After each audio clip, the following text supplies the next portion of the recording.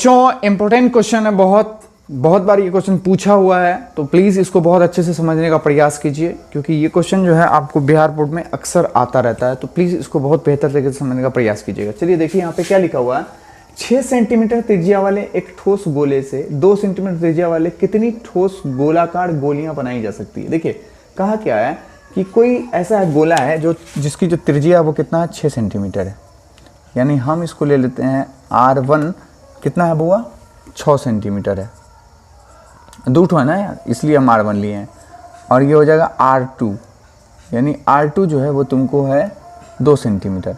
यानी ये बोला कि इससे कितनी गोलाएं इतनी बड़ी यानी छोटी गोली वाली बनाई जा सकती है। ठीक है, तो अब इसको हम थोड़ा अच्छे से प्रयास करेंगे समझने का। पहले तो हम जो दिया हुआ है तो हम इसमें लिख लेते हैं क्या क्या दिया है। ठीक है, क्या दिया हुआ है, एक ठोस 6 सेंटीमीटर ठोस गोले से 2 सेंटीमीटर त्रिज्या कितनी गोलाकार बनाए, तो लिखेंगे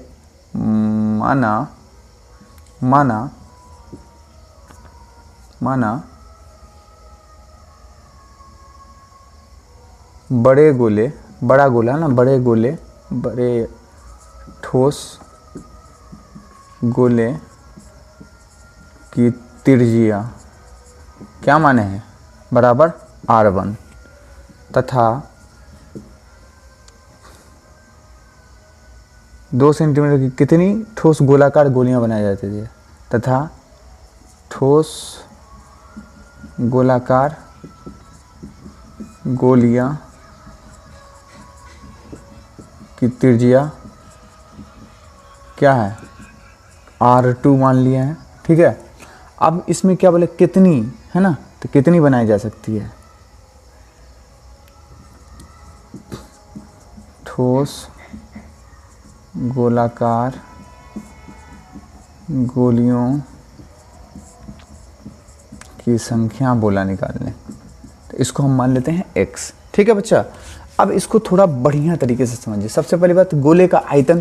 तो गोले का आयतन क्या होता है, यहाँ लिखेंगे, पहले लिखेंगे बड़े ठोस गोले का आयतन बराबर n गुने, यानी x है तो x गुने कितना भाई, एक ठोस गोलाकार गोली हमको निकालना है, तो एक ठोस गोलाकार गोलियों की त्रिज्या। ठीक है, गोलियों का आयतन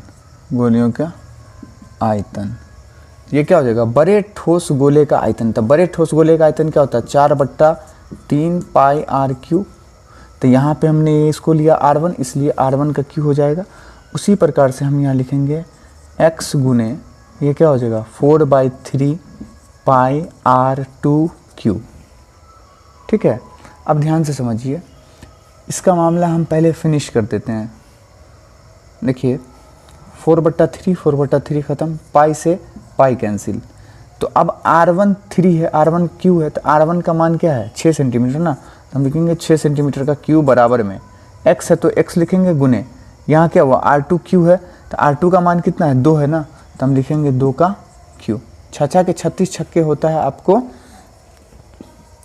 36 छक्के, 6 के 36, 6 6 के 18, 3 21, 216 होता है बच्चा। तो यहाँ लिखेंगे हम 216 बराबर x गुने 8, ये इधर आएगा, तो 216/8 बराबर में हो गया x। अब इसको इससे काटेंगे तो देख लेते हैं कितना बार में आएगा, 216 8 से लगाएंगे, 8 दूना 16, 5 6 8 7 56, 27 बार में। यानी ये कितना बार में हो रहा है, 27 बार में। मतलब ये कि x बराबर कितना हो गया, 27, यानी यही हो गया आपका आंसर। ठीक है बच्चा, तो बहुत सिंपल तरीके से आप बोल सकते हैं कि ये कितनी गोलियां बना सकता है, 27 गोली। कितना गोली बना सकता है, 27 गोली बना सकता है। ठीक है बच्चा, उम्मीद करते हैं आपको ये क्वेश्चन समझ में आया होगा। अगर नहीं समझ में आया तो प्लीज़ कमेंट कीजिए और किसी तरह का दिक्कत हो तो प्लीज़ पूछिएगा, ताकि हम आपका और बेहतर तरीके से बना करके इसको समझाने का प्रयास करें। आप 1-2 बार देखिएगा तो आपको समझ में आ जाएगा। यहाँ पे जो हम लिए हैं इस साइड में, ये क्योंकि हमको छोटी गोली बनाना है, इसलिए हम छोटी गोली के साथ हमने x को लिया है, ठीक है।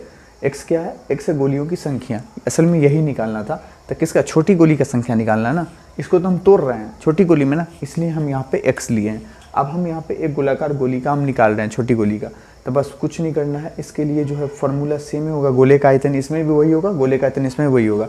हमने r1 लिया तो r1 का 6 सेंटीमीटर, तो 6 सेंटीमीटर क्यू लिख दिए, और यहाँ r2 का पता है 2 है तो 2 का क्यू लिख दिए। कुछ नहीं, 6 के 36 छक्के 216 होता है, आई 2 दूना 4 दूना 8 होता है।